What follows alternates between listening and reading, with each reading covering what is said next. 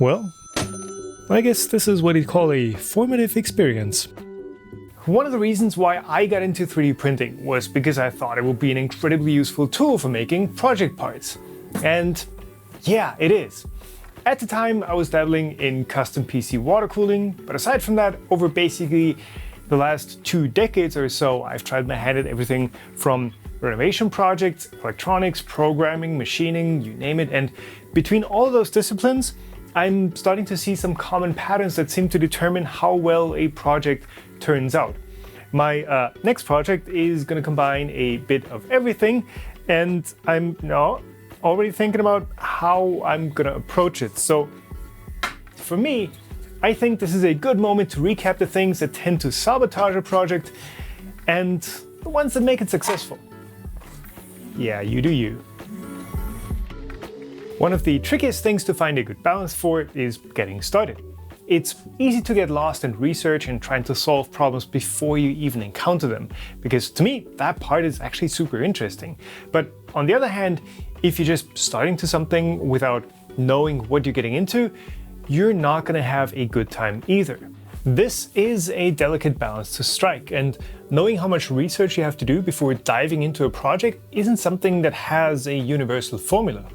With time, you get better at knowing how much effort something is going to be, but at some point, you just have to dive in and get started. A great resource for figuring out what you might be in for is other people who have done similar projects, be it on YouTube or on blogs.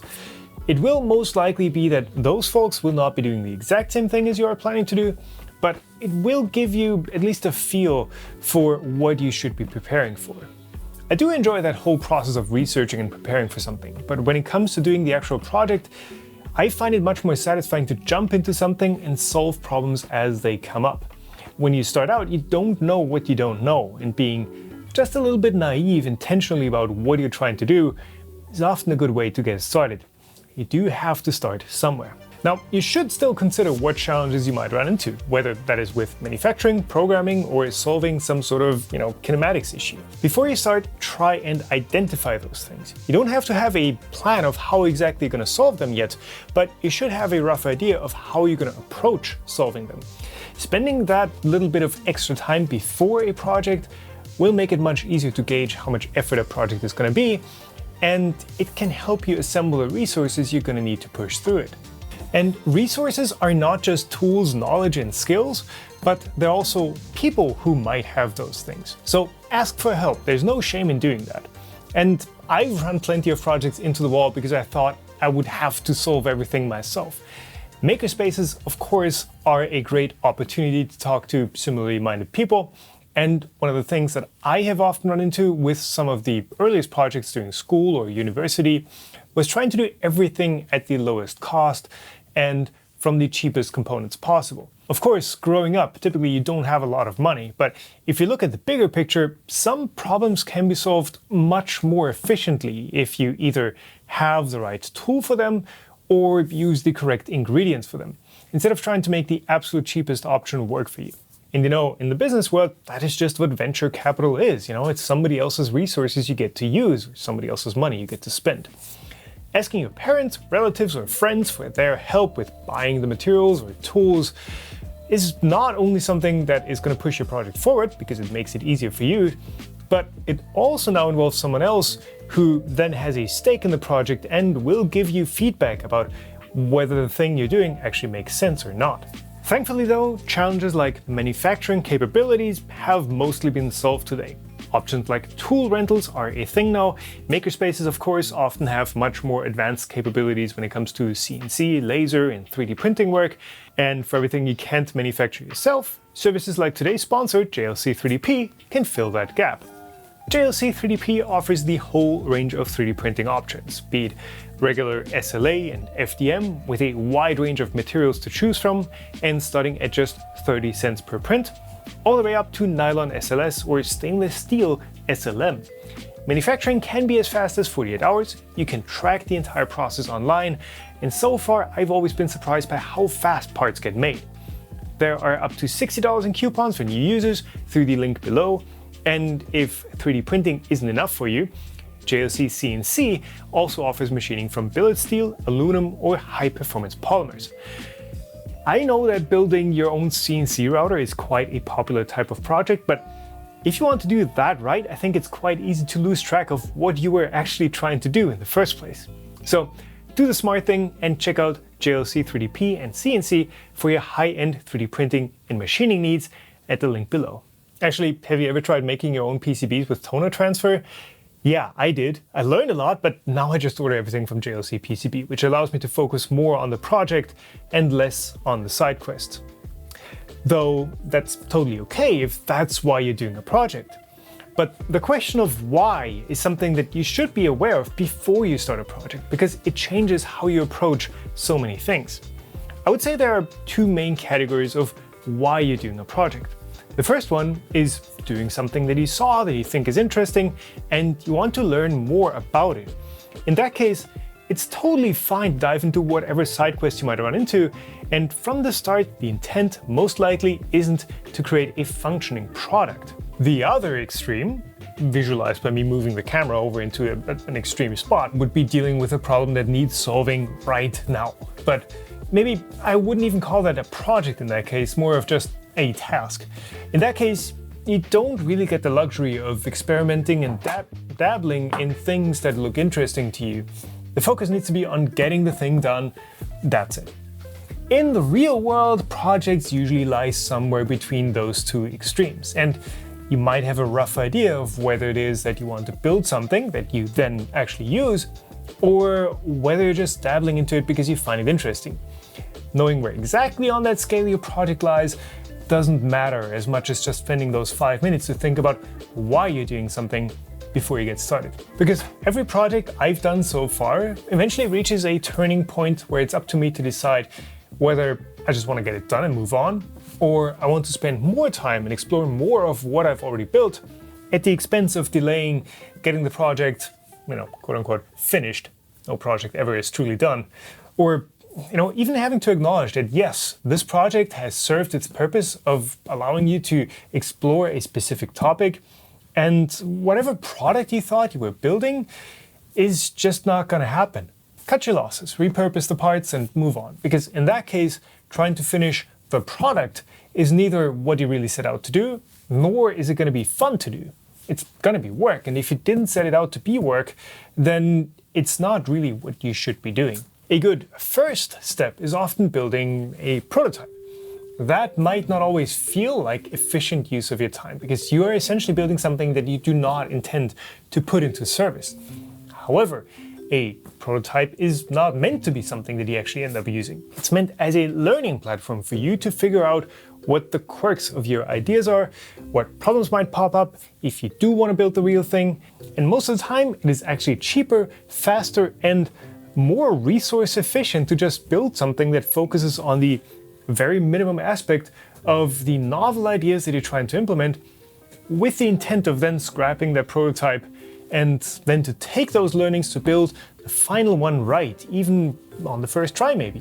A prototype is also a chance to try ideas that you don't know are going to work, or that you actually think aren't going to work at all. For example, with this robot arm I built, there's a ring roller bearing base in here that I need for maximum rigidity of this rather large, rather important joint. I didn't know if the alignment was going to work with the idea of having sort of two halves that clamp together. So I just built one from scraps with materials I had on hand, knowing I was not going to use this exact one, but that it still would give me enough verification to build a bigger and proper one if it did work. And yeah, it turns out this is actually a concept that might function. The problem is just going to be with the full-size robot arm. I'm going to build this thing like 3 times the size when it's finished. I might not be able to machine a ring that is large enough to take the forces that, this arm produces when it's fully extended. Also, everything else about this arm is also just super flimsy and screwed together with wood screws up in here, held together with super glue. This is not going to be put into service. It's actually a lot of fun for me being able to work faster because you don't have to focus on all the nitty-gritty details just yet. And then this Bluetooth speaker obviously is also meant as a prototype. It's all held together and sealed up with hot glue, and it uses a super simplistic CAD design just to verify how things will fit together and how the acoustic tuning is going to work out. Being printed from plastic and using different size ports and all that, very easy to do if you don't have to care about anything else. It did a great job of being a prototype. I actually took a hole saw to it and installed this different port in it. Glued on some panels to seal up the original ones. Worked out really well. This has been a fantastic experience, and now I know that when I spend the time to make the real thing, it's actually going to be good. I already printed this little visual prototype of what the final design should look like, and I've already made some tweaks based on what I'm seeing here. But I also sometimes ignore my own advice, and I built these temperature and timing controlled grow lights without first building a prototype. So I spent like a day designing these and hyper fixating on getting the materials used down, making these super light and skeletonized and all that. When I built the first two, this is the first one, I had already used 1.5 spools of filament and realized oh yeah, I could actually build this much simpler if I just make it, this tiny bit smaller, just a little bit less wide. And it's still going to retain all the functionality, and I will be able to print it in one piece on the Excel instead of having to assemble it from like a dozen individual bits. So that's what I ended up designing, and it's working out super well. But I did learn my lesson of sort of ignoring building a prototype when it's such a material-intensive project. Intentionally building a prototype helps with that aspect of any project that you're doing for the first time. Being flexible with your choice of components and approaches. If you've already committed to building the real deal with the components you thought were going to work and then figure out, oh, there is a problem and this isn't working out the way I thought it was, then you're going to have a much harder time pivoting and choosing a more optimal solution. So if you've already ordered them and designed everything around them. Being able to pivot, like this one here, is one of the core aspects of what makes a project interesting. But this is also a bit of a double-edged sword. What I quite often do, or rather what I end up doing, is that I stay in the prototype stage forever and over-optimize some aspects of my projects before I even have something that I would consider done and usable at the least. For example, for the last 3 or 4 years, I've been dabbling in some Python programming for solar power management. That's actually what this is part of, where I manage about 24 devices in the home, depending on whether solar or battery charge is available. I've been trying to optimize it for a dynamic power tariff, but because there are so many new things in this entire scope, it started to turn from having a clear idea and a clear course to just being a hacky one-off project that I end up fixing more than I end up improving. It's time for a rewrite, but to be fair, it was a fantastic learning project and it now does a whole bunch of things that it didn't used to do, but it's a classic case of feature creep that ended up hurting the project more than it helped. And also it's something that's controlling devices around the home, like this is something you're interacting with, so it shouldn't constantly be breaking. It works okay, but it could work better. When you give yourself too much leeway in which aspects you work on without focusing on your original why and your original project goals, then at least for me, it is quite easy to lose track of them and just work on the things that are the most interesting in the moment.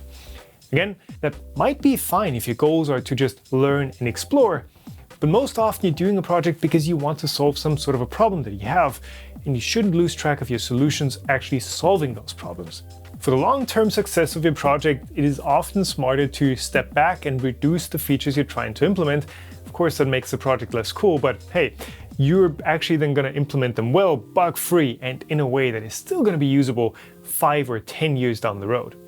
This small e-ink display that shows the optimal time for when the washer and dryer should be started and programmed for is intentionally simple. There's an ESP32 in there and an e-ink screen, and that's it. It's just doing the one thing it was designed to do. It's not over-optimized at all. It's as minimal as possible, and it is one of my favorite projects that I've done, even though it's so simple. But I think that's the appealing thing. The e-ink screen is starting to have some glitches. I think it's from moisture or something. I want to replace it, but you know what? It still works, so that's fine. I know a lot of the stuff that I just talked about might seem obvious to you, or it might seem like it's just great theory and in practice things are always going to work out differently anyway. Absolutely, they do, and you can't plan for everything. And particularly when you're doing a project because it's something that is novel to you, the appeal is not knowing what's coming. But I hope trying to point out the patterns that I've been seeing in my own projects and looking at which of those I would consider a success or a failure can help you turn more of your own projects into successes as well. Again, a large part of that simply is knowing what a success or a failure is going to be for you for this particular project, and taking the time to define those beforehand is just going to allow you to be more honest with yourself when you're already knee-deep in the project. Thanks to everyone who's keeping this YouTube project of mine going through your support on Patreon or YouTube memberships. I know I should make up my mind whether this job of mine is a project that's supposed to be fun, or should just be getting videos out the door, but I think a bit of both is usually the best option. Thank you for watching, keep on making, and I'll see you in the next one.